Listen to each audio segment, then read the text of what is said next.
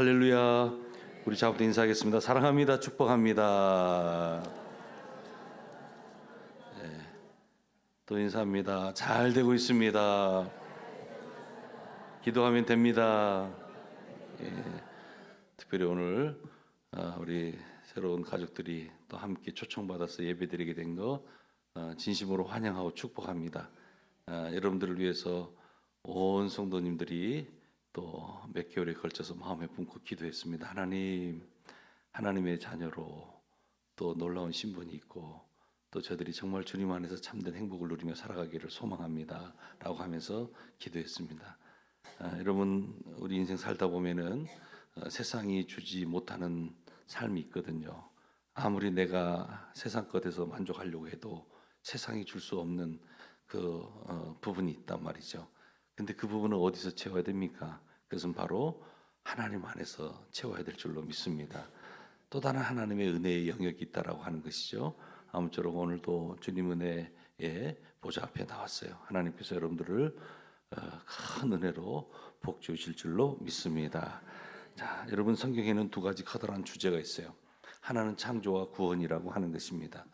창조, 다시 말해서 창조 신학과 구원 신학인데, 창조 신학에서는 인간을 뭐로 표현하는 거 아니? 창조의 꽃이다라고 해요. 하나님께서 지은 많은 피조물들 중에서 가장 중요한 꽃은 뭐냐? 바로 사람이라고 하는 거예요. 인간이 가장 많은 피조물 중에 꽃이라고 하는 거예요. 그래서 놀라운 능력의 소유자가 바로 사람이라는 거예요. 그리고 선하고 아름답다라는 거예요. 이게 소위 말하는 창조신학에서 얘기하고 있는 부분이에요. 그런데 구원신학에서는 인간을 어떻게 보고 있는 거 하니? 타락한 인간으로 설명을 하고 있습니다. 스스로의 힘으로는 구원의 가능성이 전혀 없는 거예요. 온전히 하나님의 은혜 아니고서는 구원을 받을 수 없다라고 하는 것입니다. 여러분, 그래서 우리가 이 창조 세계를 지탱하는 가장 중요한 원리는 심는 대로 거둔다는 거예요. 그래서 이 법칙이 무너지면 이 세상은 존재할 수가 없어요. 보이는 세계에서 이 법칙은 예외가 없어요. 그래서 창조신학에서는 가장 큰 죄는 게으름이라고 하는 거예요. 게으러서는 안 된다는 거예요. 성실해야 된다는 거예요. 이게 소위 말하는 창조신학에서 얘기하고 있어요. 그런데 이 구원의 입장에서 보면 인간이 아무리 노력해도 아무리 나름대로 발버둥쳐도 아무런 가치가 없다라고 말을 합니다. 다시 말씀드리면 절대적인 하나님의 은혜, 바로 공짜로 주어진 하나님의 은혜가 아니면 구원이라고 하는 것은 불가능하다라고 하는 것입니다. 나는 죄인이다. 오직 하나님의 은혜가 아니고서는 불가능하다고 말하는 거예요. 바로 그래서 구원신학에서 가장 큰 죄는 불신앙이라는 거예요. 자, 그러면 이 창조신학 또 구원신학에서 말하는 것들이 약간의 좀 차이가 있죠. 여러분, 우리 신앙인들은 구원신학 입장에서 세상을 바라고 자기의 수고, 자기의 노력, 어떻게 보면 거기에 큰 가치를 두지 않아요. 뭐냐면은 바로 거저받은 그 은혜를 강조해요. 오늘도 하나님의 은혜 없이는 살아갈 수가 없습니다 라고 하는 그 믿음 속에서 오늘도 살아가는 거예요. 그러나 우리는 여기에 있어서 하나 또 약점을 발견할 수 있어요. 뭐냐면 노력하지도 않고 그냥 은혜만 바랄 수가 있다는 거예요. 그래서 비신앙인들은 창조신학 입장에서 막 살아가잖아요. 뭐냐면 세상을 바라볼 때 심은 대로 거둔다라는 것, 이 자연의 그 법칙, 원리가 있잖아요. 그래서 나름대로 자기의 노력의 가치를 중요시 여겨요. 그래서 많은 것들을 계획하고 또 노력하고 살아가고 있는 거예요. 하지만 구원이라고 하는 이 부분에서는 자기의 힘과 노력으로는 해서는 안 된다는 거예요. 그래서 여러분, 어떻게 해야 되겠습니까? 이 부분들을 우리가 잘 이해해야 되는 거예요. 한 번은요, 제 딸아이가 이제 대학을 졸업하게 됐어요. 졸업하고 나서 이제 연락이 왔어요. 아빠 졸업하게 됐어요. 그래서 아유, 하나님의 은혜다 그랬어요. 그리고 기도해 줬어요. 근데 우리 딸아이가 기도 다 끝나고 하는 말이 뭐라고 하는지 아나요? 아빠 조금만 칭찬해 주면 안 돼요? 격려해 주시면 안 돼요? 나 고생 많이 했는데. 정말 고생 많이 했거든요. 뭐 목회자의 자녀라는 게 뭐 공부할 때 변변치 않잖아요. 그런데 후원도 많이 못했는데 저는 하나님의 은혜가 너무나 컸기 때문에 하나님 감사합니다. 하나님 은혜로 오늘 여기까지 왔습니다라고 기도하고 격려했는데 그 딸은 그래도 좀 아쉽지만 아빠가 그래 딸 고생했다 한번 이렇게 좀 말이라도 한마디 해줄 걸.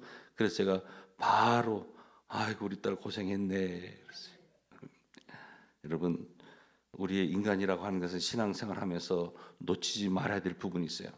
하나님이 우리에게 준 시간, 하나님 우리에게 주신 환경 속에서 우리는 성실로서 오늘도 씨를 뿌리며 가야 될 줄로 믿습니다. 하지만 우리가 채울 수 없는 은혜의 영역이 있다라고 하는 거예요. 그것은 바로 하나님의 절대적인 그 주권 아래서 하나님의 길 인도하심이 필요하다라고 하는 거예요. 사람은 누구나 자기 인생을 다 계획해요. 학생들 같은 경우는 학업과 진로를 계획하죠. 우리 또 젊은이들 취준생들은 앞으로 어떠한 길을 걸어가야 될 건가, 또 취업이라는 큰 관문 앞에 정말 어떻게 보면 하루하루가 마음 졸이면서 살아갈 거예요. 지금의 직장인들도 나름대로 커리어와 또 사업의 계획에 대해서 또 계획을 세울 것입니다. 가정은 어떻습니까? 미래를 위해서 준비를 하게 되죠. 우리 가정 어떻게 살아가야 될 것인가. 목회자인 저도 마찬가지예요. 어떻게 하면 교회가 하나님의 뜻에 맞게끔 큰 거룩한 부흥의 역사로 이루어갈 건가 목회 계획을 세웁니다. 그러나 우리의 계획이 정말 언제나 우리가 계획했던 대로 그대로 이루어지더라는 거예요. 사실 그렇지 않은 것이 오늘의 현실입니다. 때로는 예상 못한 상황을 만날 수가 있어요. 때로는 내가 뜻한 바대로 계획한 대로 전혀 다른 길로 하나님이 우리를 인도하시더라는 거예요. 오늘 본문은 인간의 계획과 하나님의 그 주권 사이의 관계를 보여주고 있어요. 사람이 마음으로 자기의 길을 계획할지라도 그 걸음을 인도하시는 자는 누구시라고요? 여호와 신이라 말씀하고 있어요. 이 말씀은 인간이 계획을 세우는 것은 자유라는 거예요.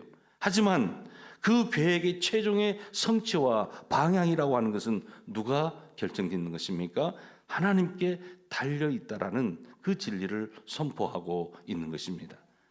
여러분, 인간은 계획하는 존재예요. 하나님께서 인간에게 주신 지혜가 있고 자유가 있어요.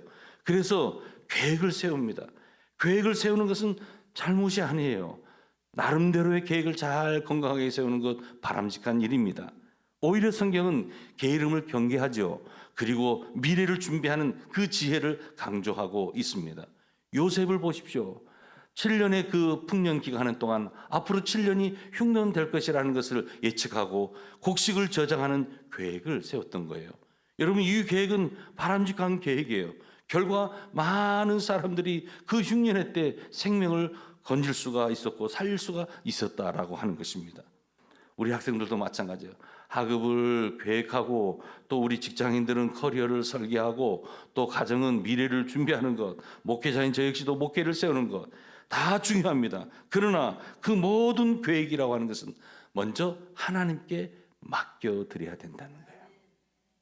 하나님의 손길이 없이는 그 계획이 온전히 성취되지 못한다는 거예요.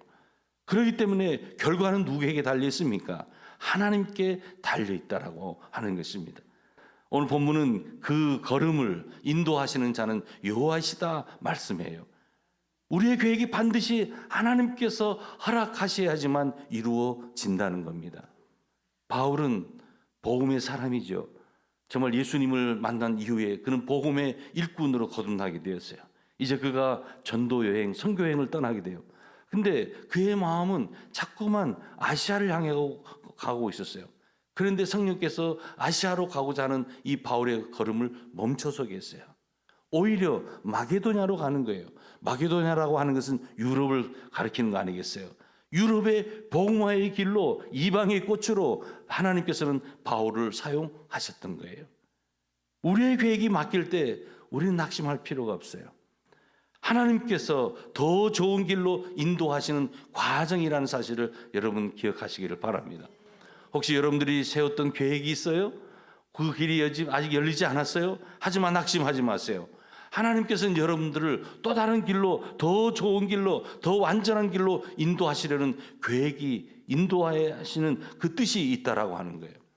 그래서 우리는 살아갈 때 사업이 맡길 때가 있어요.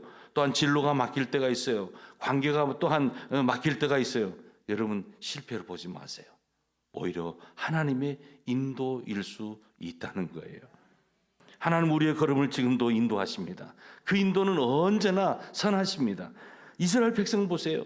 출애굽 이후에 그냥 가나안 땅, 하나님께서 약속하신 땅을 바로 직진해서 가면 며칠이면 갈 수 있는데 지금 광야길로 인도하는 거예요.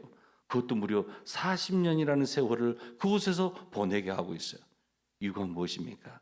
지금 이 컨디션으로는 약속의 땅 가서 너희들이 선민으로서의 역할을 수행하지 못할 것이라는 거예요. 그래서 하나님께서는 지금 훈련과 믿음을 위한 길로서 이 광야에서 40년의 시간을 보내겠다는 거예요. 우리의 삶에 때로는 돌아가는 길이 있을 거예요. 때로는 우리의 삶에 예상하지 못한 길을 맞닥뜨릴 수도 있을 거예요. 여러분 그때 그것은 하나님께서 나를 준비시키는 과정이구나라고 생각하시기를 바랍니다. 그때 내가 하는 것은 다시금 내가 걸어왔던 길을 바라보는 거예요. 그리고 오늘 성경에도 나와 있지만 무슨 말씀이 있습니까? 하나님께서는 우리의 심령을 감찰하신다라고 했어요. 그 계획이 정말 하나님의 영광을 위한 계획이었는지, 그 계획이 단지 나만의 유익을 위한 계획이었는지, 지금도 하나님께서는 우리의 심령을 감찰하고 계세요. 여러분 항상 우리는 계획을 세우더라도 선한 동기와 목적이 있어야 될 줄로 믿습니다. 하나님께서 내게 시간을 주셨어요. 건강을 주셨어요. 물질의 은사도 주셨어요. 좋은 믿음의 사람들도 내게 붙여줬어요. 그러면 이런 모든 좋은 인프라 속에서 나는 하나님께 영광을 돌리는, 하나님을 기쁘시게 하는 그런 존재로 살아가겠노라고 내 목표와 내 방향을 분명하게 정하는 것이 필요해요. 이 선한 동기와 이 선한 그런 그 마음속에 하나님께서 부어주시는 은혜가 있다는 거예요. 여러분 하나님의 인도하심은 지금도 선하십니다. 그래서 우리는 하나님께서 때로는 나의 길을 막을 때 이때는 나를 준비시키는 과정이다라는 생각을 해보시고 내가 계획을 했던 거, 내가 하나님 앞에 올려드린 그 기도의 제목들을 한번 살펴볼 필요가 있는 거예요. 하나님의 인도하심은 때때로 이해가 되지 않을 때가 참 많아요. 우리의 계획과 하나님의 인도는 다를 수 있기 때문에 욥을 봐보세요. 욥은 의로운 사람이었습니다. 하지만 그는 너무나 큰 고난을 당했어요. 사람이 감당할 수 있는 그 고난을 다 당한 사람이에요. 가족이 그를 버렸어요. 사랑하는 자녀가 죽었어요. 그가 그동안 수고하고 모았던 재산들이 다 사라져 버렸어요. 한때 당대에 정말 의인으로 할 정도로 많은 사람들에게 추앙받던 사람이 오히려 손가락질 받게 돼요. 인간이 경험할 수 있는 많은 그 모욕과 조롱과 또한 그 뼈아픈 그 고난을, 시련을 경험했던 사람 욥. 하지만 하나님의 뜻은요, 욥을 통해서 그 많은 고난을 통해서 더 깊은 신앙으로 이끌어 가시고자 하는 계획이 있었다라고 하는 거예요. 여러분 하나님께서 우리에게 더 큰 사역 맡겨주실 때 반드시 거쳐야 될 과정이 있으니 그것은 바로 십자가라고 하는 거예요. 고난을 통과하지 않고 십자가를 우리가 통과하지 않고서는 더 큰 사역의 여정으로 인도함을 받지 못하기 때문에 때로는 하나님께서 나의 그릇을 확장시켜준 이 고난의 시기가 있다라고 하는 거예요. 여러분 질병, 실패, 또 우리가 살면서 당하는 이 고난은 이해되지 않을 때가 참 많아요. 하지만 그 속에 하나님의 뜻이 있음을 여러분 분명히 기억하시기를 바랍니다. 하나님의 인도하심은 결국 승리로 우리를 이끌어가는 거예요. 하나님의 인도는 결국 승리와 영광으로 이어지는 것입니다. 예수님의 십자가의 길이라고 하는 것은 고난의 길이었지만은 결국 그것은 부활과 영광, 승리로 이끌어졌다는 거예요. 오늘 우리의 삶도 마찬가지입니다. 우리의 삶의 걸음이 때로는 눈물 나는 그러한 일들이 있고 또 고난일지라도 하나님께서 인도하시는 이 길은 결국은 승리와 영광으로 이끌어 간다는 거예요. 진로를 고민하는 우리 젊은이들이 있습니까? 하나님께 맡기며 기도하시기를 바랍니다. 사업을 시작하려고 하는 성도님 계세요? 이제 하나님께 먼저 물으세요. 그분의 뜻을 구하는 것이 먼저 선행돼야 됩니다. 가정을 꾸리는 우리의 가족들, 하나님께 맡길 때 흔들리지 않는 기초 위에 우리의 가정이 서게 될 줄로 믿습니다. 우리 교회 공동체도 마찬가지예요. 하나님의 뜻을 구하는 게 먼저 돼야 돼요. 사역을 계획하면서 하나님의 뜻을 묻는 거예요. 이러할 때 우리의 인간의 계획과 이 하나님의 주권, 이것이 균형 있게 나가야 되는 거예요. 우리는 계획을 세우되 그 계획을 하나님 앞에 온전히 맡겨드리는 것. 우리의 행위는 하나님 앞에서 동기와 중심이 정직해야 되는 것. 그때 우리는 겸손하게 하나님을 경외하면서 오늘 우리의 주어진 길을 이제 나아갈 수 있는 것입니다.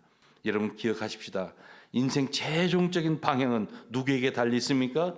하나님께 달려 있다는 사실. 신앙인은 하나님께 맡기고 하나님을 경외하면서 의와 겸손의 길을 걸어가는 거예요. 그 길 가운데 하나님의 참된 평화가 임하게 되고 결국은 복된 삶의 길이 펼쳐지게 될 것입니다. 말씀을 맺겠습니다. 사랑하는 여러분, 오늘 우리의 길은 하나님께서 인도하십니다. 우리가 하나님 앞에 더 겸손하게 엎드릴 수 있기를 주님의 이름으로 축복합니다. 요셉이 그러한 길을 걸어갔습니다. 바울이 그러한 길을 걸어갔습니다. 예수님께서 그러한 길을 걸어가셨습니다. 부디 오늘도 주님의 그 인도함, 주님의 길 인도하심을 믿으면서 오늘도 또한 농부가 마치 씨앗을 뿌리듯이 또 믿음으로 씨를 뿌리며 주님의 때를 기다릴 줄 아는 우리 모두가 다 되기를 바라면서 이 말씀을 전해드렸습니다.